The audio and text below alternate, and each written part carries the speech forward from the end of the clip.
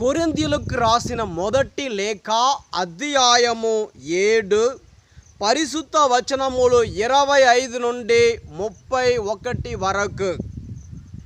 ఇక వివాహితుల విషయము, నాకు ఈ విషయమున ప్రభువు శాసనము లేదు, కానీ ప్రభువు కృపచే విశ్వాసపాత్రుడగు వ్యక్తిగా నేను నా అభిప్రాయమును తెలుపుచున్నాను. ప్రస్తుత విషాద పరిస్థితులను బట్టి పురుషుడు తాను ఉన్న విధముగా ఉండుటయే మంచిదని నా అభిప్రాయము. కానీ నీకు భార్య ఉన్నదా, ఆమెను వదిలించుకొనుటకు యత్నింపకుము. నీవు అవివాహితుడవా, భార్య కొరకు యత్నింపకుము. కానీ నీవు వివాహమాడినచో పాపము చేయుట లేదు.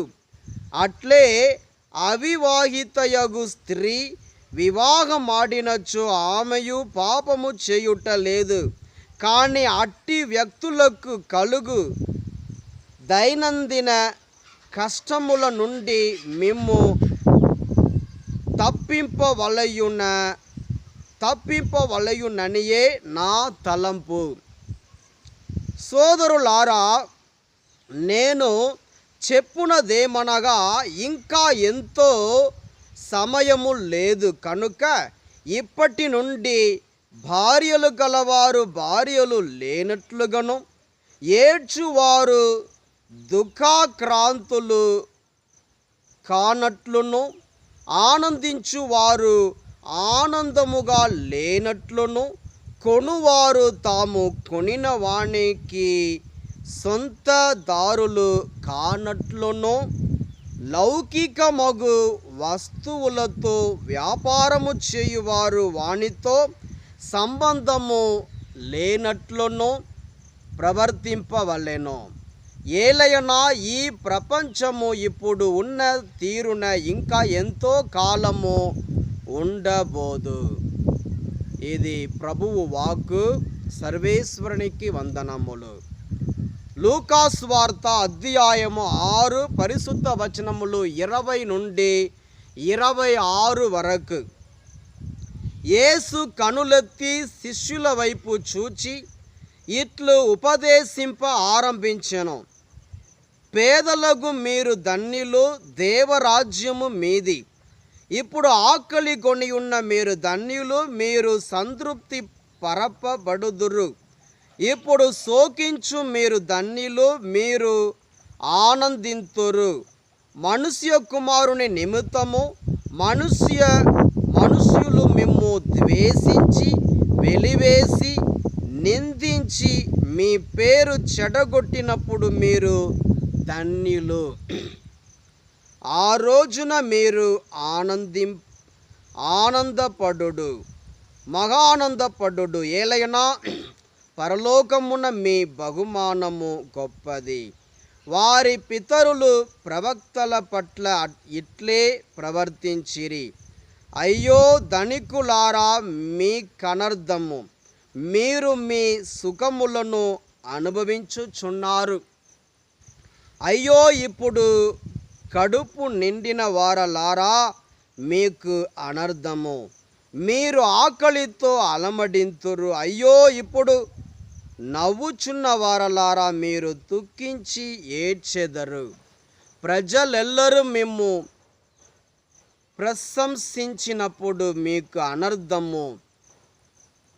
వీరి పితరులు కపట ప్రవక్తల పట్ల ఇట్లే ప్రవర్తించిరి. ఇది ప్రభువు, ఇది క్రీస్తు సువిశేషము. క్రీస్తువా మీకు స్తుతి కలుగును గాక. క్రీస్తునాథుని యందు ప్రియ సహోదరి సహోదరులారా, ఈరోజు మొదటి పట్టణము రెండవ పట్టణం ద్వారా మనం నేర్చుకోవలసిన విషయం ఏమిటంటే, మనము ఈ లోకంలో జీవిస్తున్నాము, అయినా కానీ మనము ఈ లోకానికి చెందిన వారము కాము. కాబట్టి మనము ఈ లోకాన్ని పట్టుకొని ఈ లోకమే నిరంతరము, ఈ లోకమే శాశ్వతం అని మనము జీవించి మన జీవితాన్ని నాశనం చేయకూడదు అని ఈరోజు పట్టణాలు మనకు తెలియజేస్తున్నాయి. ఈ లోకంలో ఉన్నా కూడా మనం దేవుణ్ణి పట్టుకోవాలి, దేవుని రాజ్యంను పట్టుకోవాలి. మత్తయి సువార్త 6:33 మొదట ఆయన రాజ్యము నీతిని వెదక్కుడు, అప్పుడు మీకు అన్నియు అనుగ్రహింపబడునని యేసు ప్రభు మనకు తెలియజేస్తున్నారు. కాబట్టి ఈ లోకంలో ఉన్న డబ్బు కావచ్చు, ఇల్లు కావచ్చు, ఆస్తి కావచ్చు, మన కుటుంబ సభ్యులు కావచ్చు, మన ఫ్రెండ్స్ కావచ్చు, ఎవరైనా సరే మనం అందరినీ ఒకరోజు విడిచిపెట్టాల్సిందే. యేసు ప్రభువు పరలోక రాజ్యమే మనకు సొంతం. కాబట్టి ఎప్పుడు మన దృష్టి పరలోకం మీదనే ఉండాలి. పరలోకాన్ని చూసి నడవటానికి మనం నేర్చుకోవాలి. అప్పుడే మనము దేవుని రాజ్యాన్ని మనం స్వాధీనం చేసుకోగలుగుతాం. కాబట్టి దేవుడు అంటున్నారు, మీరు జ్ఞానముతో జీవించండి, జ్ఞానముతో ఉండండి అని ఎఫెసీయులకు రాసిన పత్రికలో పునీత పౌలు గారి ద్వారా 5వ అధ్యాయంలో మనకు దేవుడు తెలియజేస్తున్నారు. కాబట్టి జ్ఞానం కలిగి జీవిస్తాం. ఇప్పుడు మనం ప్రార్థించుకుందామా? స్తోత్రం యేసయ్యా, పరిశుద్ధుడా పరిశుద్ధుడా పరిశుద్ధుడా, ప్రతి ఒక్కరిని దీవించండి ప్రభువా, ప్రతి ఒక్కరిని ఆశీర్వదించండి. అందరూ జ్ఞానముతో జీవించాలి ప్రభువా. యేసయ్యా, జ్ఞానము కలిగి జీవించే భాగ్యం దయచేయండి. యేసయ్యా, మీ కొరకు ఈ లోకంలో యేసే అన్నిటిని విడిచిపెట్టే భాగ్యాన్ని దయచేయండి. అన్నిటినీ యేసయ్యా సాక్రిఫైస్, త్యాగం చేసే భాగ్యం దయచేయండి. త్యాగపూరితమైన జీవితం మేము జీవించాలి. మీ కొరకు యేసయ్యా ఏదైనా మేము కోల్పోవటానికి సిద్ధంగా ఉండాలి. అలాంటి మనసు మాకు ఇవ్వండి. మీ ఆత్మతో నింపండి, మీ శక్తితో నింపండి, మీ కృపతో నింపండి. యేసయ్య హస్తం మీ అందరిని తాకును గాక.